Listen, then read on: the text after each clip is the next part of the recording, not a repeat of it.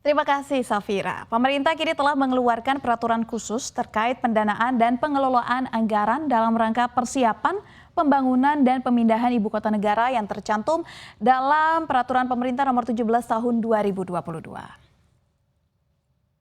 Ya, dalam belai tersebut, pendanaan IKN datang dari APBN dan atau sumber lain sah sesuai dengan perundang-undangan. Skema yang bersumber dari APBN ini dapat berbentuk belanja negara maupun pembiayaan ataupun hutang.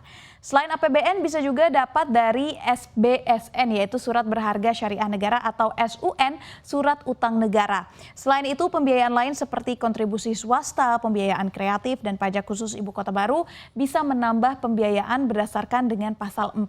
Sementara dari pasal 5, pendanaan bisa didapat dari penerbitan obligasi dan atau suku pemerintahan daerah khusus IKN. Sementara dari pasal 7 ini tertuang bahwa pemindahan IKN termasuk sebagai program prioritas nasional paling singkat 10 tahun dalam rencana kerja pemerintah sejak tahun 2022.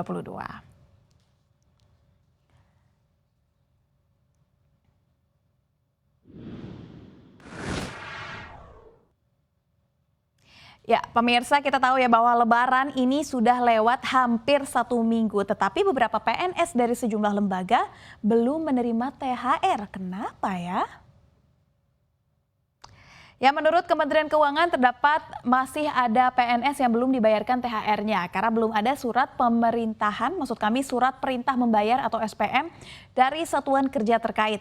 Berdasarkan data dari 28 April 2022, THR yang sudah masuk kantong ini sebanyak 4,8 juta pegawai PNS ini telah diterima 26.032 triliun. Telah diberikan kepada TNI, Polri, dan juga PNS. Dan untuk PNS pusat ini sudah terrealisasi sampai dengan 99,92% atau sebesar 11.355 triliun. Sementara untuk PNS daerah sudah terrealisasi 99,45% atau sebesar 14.697 triliun. Sampai dengan hari ini, sebanyak 12 satuan kerja dari lembaga PNS pusat dan 3 lembaga PNS daerah yang belum mengajukan surat perintah pemberian THR tersebut. Namun tak perlu dikhawatirkan, meski sudah terlampau jauh dari deadline, nominal THR tidak akan dipotong atau dikurangi dan tetap akan dibayarkan meskipun waktu pembayaran sudah terlampau jauh dari waktu yang ditentukan.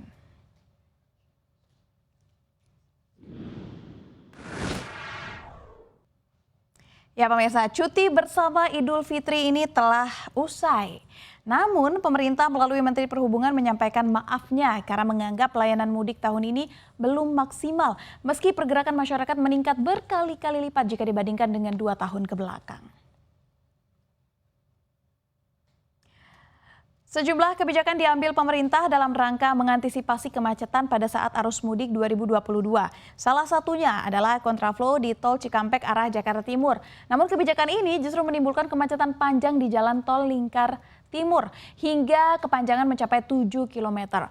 Mudik tahun ini sebanyak 85,5 juta masyarakat bergerak ke kampung halamannya masing-masing. Tentunya hal ini menjadi kabar gembira, namun juga menjadi tantangan bagi semua stakeholders untuk bisa memberikan pelayanan terbaik untuk masyarakat. Nah, pemerintah akan melakukan evaluasi agar kegiatan mudik bisa berjalan lebih baik ke depannya, terlebih mudik tahun 2022 ini memang menjadi awal dari kebangkitan ekonomi, serta menjadi tanda masuknya Indonesia ke masa endemi.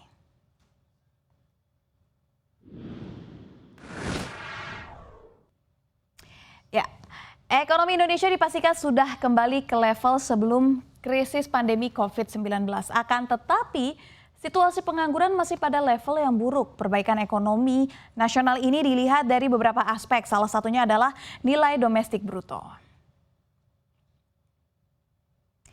Pada kuartal pertama 2022, nilai domestik bruto atas dasar harga kostan per kapita mencapai 10,2 juta. Jauh berbeda dengan kuartal pertama 2019 yakni 9,9 juta saja. Namun, kondisi ini justru berbanding terbalik dengan ketenaga kerjaan. Jumlah angkatan kerja meningkat 4,20 juta orang atau sekitar menjadi 144 juta orang lebih. Namun ini tidak semuanya terserap oleh lapangan kerja yang memang sudah tersedia. Jumlah pengangguran pun lebih tinggi dibandingkan dengan 2019, di mana 2019 ini di angka 6,93 juta orang, sementara di tahun 2022 mencapai 8,40 juta orang.